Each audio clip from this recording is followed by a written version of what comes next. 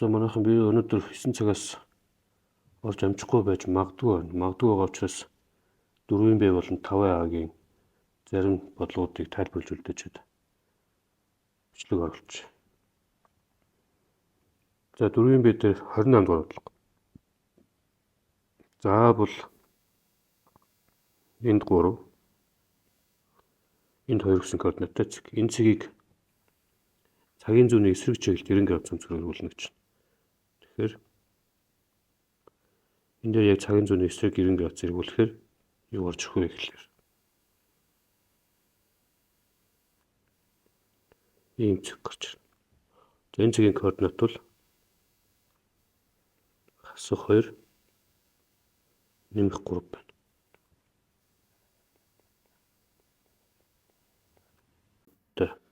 К цэгт төгтөг коммутатор хөрвөн. Коммутатор хөрвөн гэхэлэр чинь ингээд явна гэсэн үг нь шүү дээ. Гэхдээ коммутатийн коэффициент нь 3 гэж байгаа учраас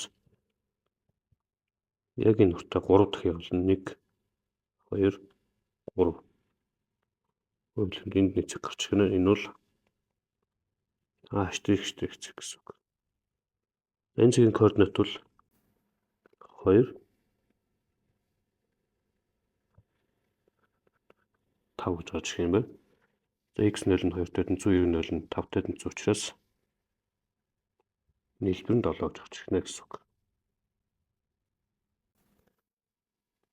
За язгуур дор А гүрчих нь язгуур дор Б гэж явах юм бол тэгж язгуур дор А Б гэж үзүүлнэ. Гэхдээ А Б хоёр нь эерэг тохиолдолд ийм үйлдэлийг хийж болно. Хасамттай байгаа тохиолдолд одоо энийг жишээлбэл бол язгуур дор хасах гэдэг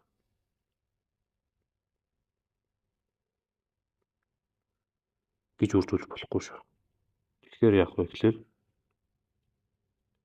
нэгдүгээр комплекс тоолонд дээр яригдж байгаа бодлого учраас Z гэдэг бол язгуур дор 2-ыг үржих нь I, үржих нь язгуур дор 27-г үржих нь I, үржих нь язгуур дор 6-г үржих нь I гэсэн бодлого болно. За язгууртай илэрхийллүүдээ үржүүлэх юм бол язгуур дор 4-ийг үржих нь 81 болох нь байна. Тэгээд I 3 зэрэг. За урталт нь байгаа язгуураас бол 2-ыг үржих нь 9 гэж гарч ирнэ. За I нь болохоор юу болох вэ гэхээр энэ хэсэг нь хасах I гэж гарч ирнэ. I 300 бол хасах I 800. Эндээс хасах 18-ыг үржих нь I гэсэн тоолох нь Z гэдэг бол. За энийг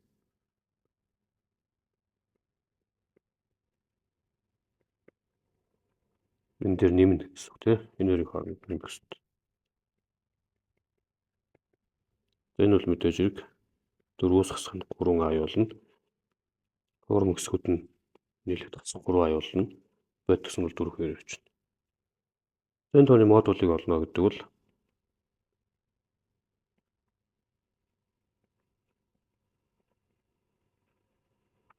язгуур дор 25 болно 5 гэж гарч ирнэ гэсэн үг. За гол нь энэ дүрм бол А Б хоёр нойлоо тэгээс хөдөл биелэх дүрмжтэй. За дараагийнх нь 30 дугаар бодлого. За бид нэр H x0 буюу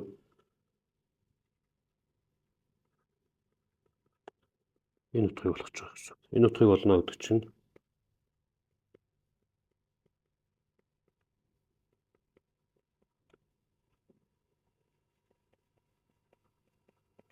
энийг олно гэсэн үг. За бид нар хамгийн эхлээд бол энийг мэдж байгаа.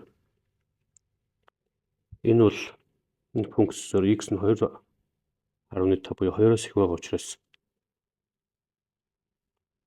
яг энэ хэсэг нь яаж гарч ирэх вэ гэхээр 2.5-ын квадратаас хасах нь 4-ийг үржих нь 2.5 гэж гарч ирнэ. За 2.5-ын квадрат бол 625 байж таарна. Энээс хасах нь 2.5-ыг 4 үржүүлэхээр 10 болно. За энэ бол хасах 375. За ийм боллоо. За одоо энийг олохын тулд бид нэр уламжлалаа олсон байх хэрэгтэй. Функцээс уламжлалаа олсон байх хэрэгтэй. За функцийн уламжлал яаж үүсгдэг вэ гэхээр Хэрвээ x нь 2-оос их байх юм бол уламжлал нь 2x-ээс хасах нь 4 байна. Хэрвээ x нь 2-оос бага байх юм бол 1 байна. За уламжлал нь ингэж гарч ирнэ. За тэгэхээр бид энийг бодож чадах боллоо. Энэ бол юу болох вэ гэхээр уламжлалын дотор орж байгаа x нь 2.5 буюу 2-оос их байгаа учраас энэ хэсгээр өдөгдөнө. 2.5-ыг 2-оор хөвжүүлээд 4-ийг хасахаар 1 гэж гарч ирнэ. Ингээд бодлогоо чааш нь үчих юм бол f 1 юм байна. Нэмэх нь f' хасах 375 гэж гарч ирнэ. За эхнийх нь бол x нь 2-оос бага юу? 1 байгаа учраас энд орлуулна. Энд орлуулахаар хасах 5 гэж гарч ирэх нь байна.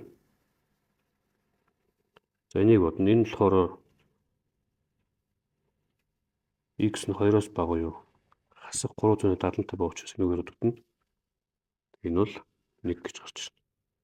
За эцэст нь бол 5 дээр 1-ийг нэмээд 4 гэж гарч ирнэ. Энэ л.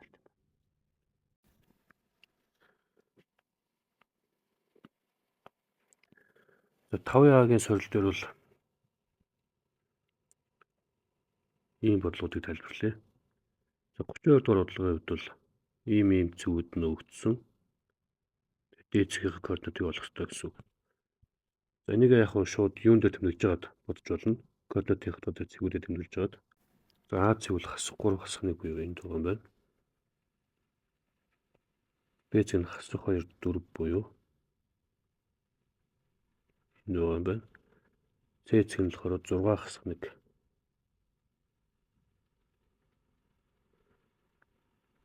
Энд байгаа юм байна. За тэгээ параллелограмм учраас AB BC А цэгийг дайрсан BC-тэй параллел унтаад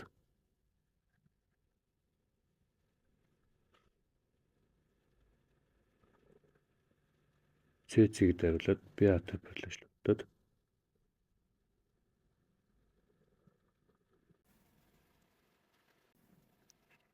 ингээд D цэг олж болно.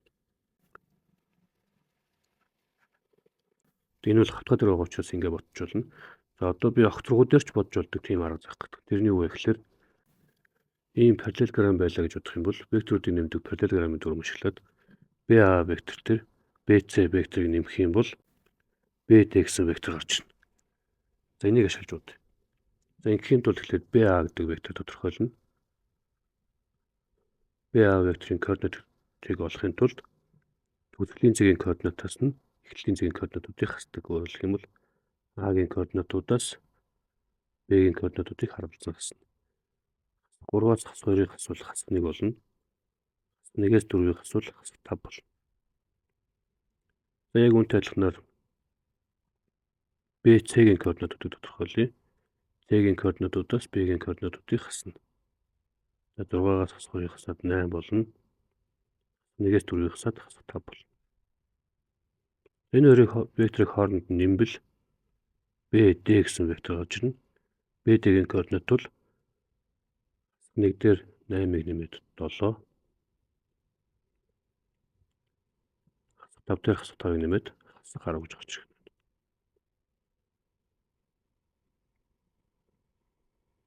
За нөгөө талаас бол BD-гийн координат гэдэг бол D-гийн координатуудаас B-гийн координатуудыг хассан байх ёстой.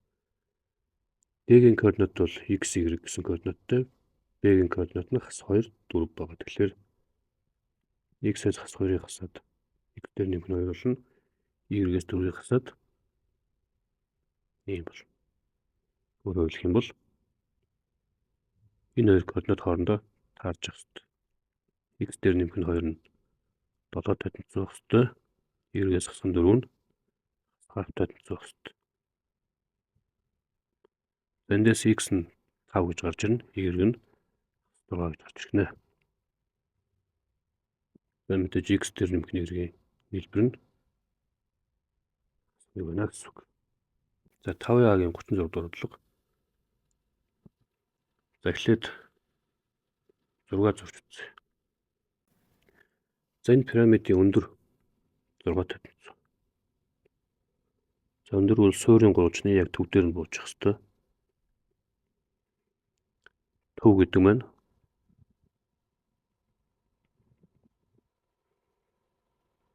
яг суурийн гурвчны өндөр медиан бисклетүүдийн огтлцол дээр байна. Зөвлөлмөл энэ өндөр байгаа гэсэн үг. Нөгөө талаас хажуу талсын өндөр буюу апофем нь 10 гэж өгсөн. Өөрөлдөх юм бол энэ нут харагдаад байна. За апофем учраас энэтэй 90 градус байна. Энэ ирэмхтэйгээр 90 градус. За суурьт байгаа суурийн гурвчны өндөр бас энэ ирэмхтэй 90 градус. Тэгэхээр бидний олох гээд байгаа хажуу талсын суурьтай үүсэх өнцөг гэдэг бол энэ хоёр шулууны хоорондох өнцгөл гэсэн үг.